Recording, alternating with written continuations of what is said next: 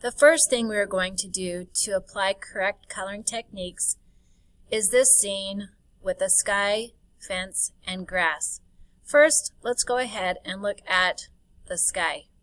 If we look at a picture of the sky, notice the top part, that is closest to us, so it is a lot darker and there's a lot more blue.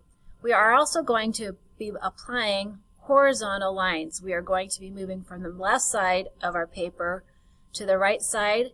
Do not stop halfway in between, or the right side to the left side. As we move down through the sky, it gets farther and farther away towards that horizon line, and so the sky gets lighter. So let's look at the application on our color worksheet. So on the sky, our darkest color is going to be along the top. Notice I'm doing horizontal lines, so my pencil is straight out in front of me. I'm resting my hand on the table, and I'm going to have to start moving my hand across the table. You want to have nice horizontal lines. You do not want to have curved lines. Do not stop partway. You need to go all the way to the other side. Again, make sure that this is the darkest part of your sky so that we can show that atmospheric perspective. The next line will follow that one. You want to make sure to the left and to the right is the same value, and that is a little bit darker up above. Again, we're just using one colored pencil, moving all the way from the left side to the right side, or the right side to the left side. You need to make sure that you stay inside your lines. You are getting graded on this. So if you need to slow up and tighten up your blending, do so.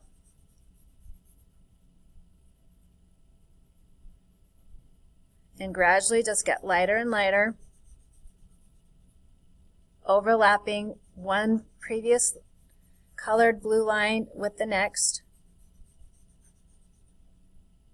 If you notice some areas are a little bit lighter, you can go ahead and darken them up so that they are nice and gradually going to a lighter blue. You don't want this to be too light, it's just kind of a gradual to the light.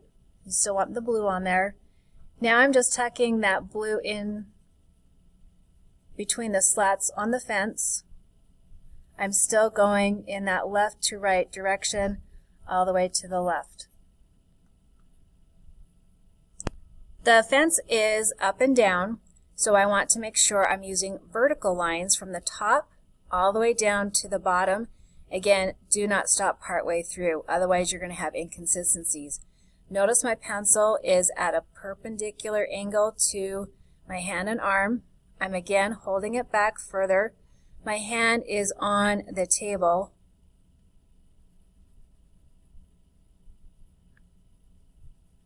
Going from the top of the fence to the base of the fence. Slowing down at the top and bottom so I stay inside the lines.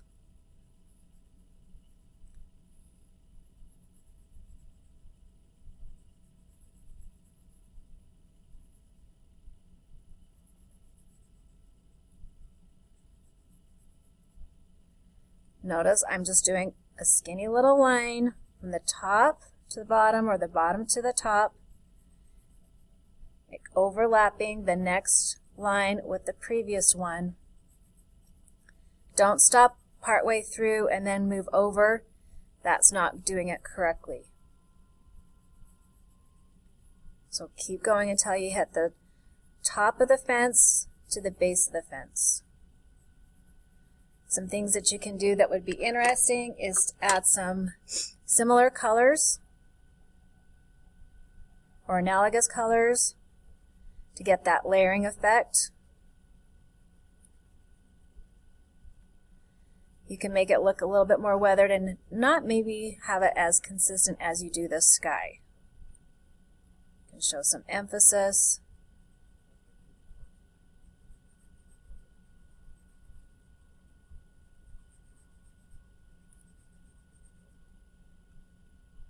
Next is the ground, and it is horizontal. We want it to look like it's down flat. If you want to, on some of these blades that we are seeing, you can tuck up the green.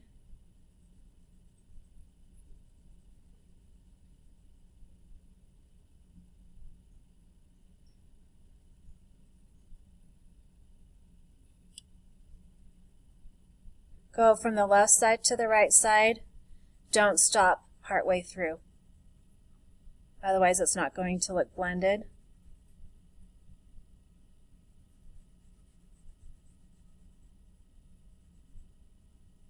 You're not going to have any atmospheric perspective on this because it's going to be so close.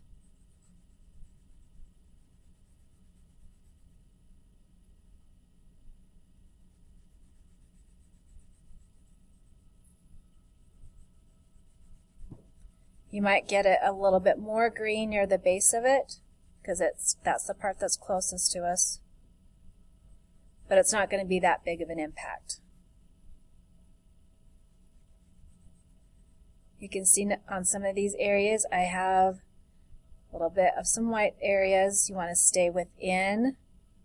So just in the picture, don't go off of it. And just kind of fix those inconsistencies.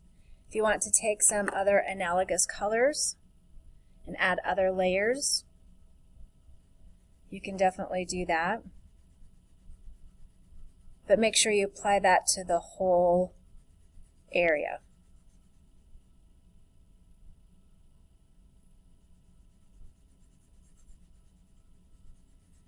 Notice I have nice horizontal lines. You do not want to have curved lines. That means you're sliding your hand from the left side to the right side on just along your table or paper. So go ahead, sky, left and right. You want to make sure that you're gradually getting lighter as you get down towards the fence, and then just slightly tuck in the rest of the blue. Make sure it's all the same value there though. Then you are going to be doing the fence, nice vertical lines from the top of the fence all the way to the base of the fence. Don't stop partway between. Make sure you get that filled with color. We need to see color happening. And then the grass from the left side to the right side. Try to avoid inconsistencies. Make it nice and smooth all the way across. And don't forget, you do need to finish this fence. Here are some completed examples. And just a reminder, one color for the sky. You can have multiple colors for the fence and the ground. Make sure you're going in the correct color direction and make sure either horizontal or vertical lines.